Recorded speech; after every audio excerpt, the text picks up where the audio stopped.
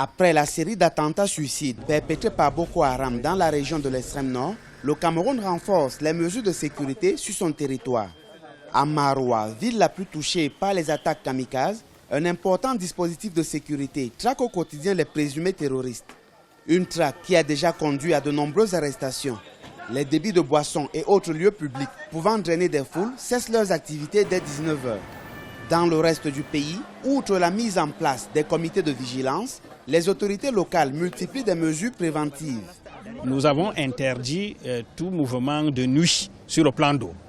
Les bateaux, les pirogues en provenance ou au départ du Cameroun ne pourront plus circuler de nuit. Nous avons fermé de nombreux criques qui étaient dans les villages, qui échappaient au contrôle de la police et de la gendarmerie. Selon des spécialistes, cette montée en puissance des mouvements terroristes au moment où les États africains s'engagent sur le chemin de l'émergence va au-delà d'une simple coïncidence. Chacun dit je vais faire un effort pour être émergent à telle durée. Et c'est à ce moment qu'on vient plomber toutes les capacités de lutte ou d'action pour l'émergence.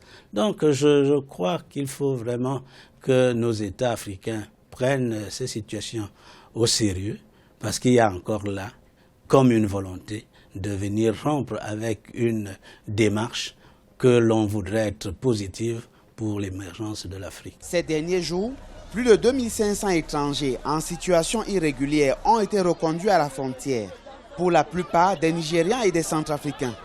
Avec la nomination ce 30 juillet du général nigérian Ilia Abba comme commandant en chef, la force mixte multinationale commence à prendre forme. Elle sera dotée de 8500 hommes, dont 6500 soldats et 2000 policiers et gendarmes. Les premiers contingents devraient être déployés sur le terrain d'ici 2 semaines, selon des sources militaires.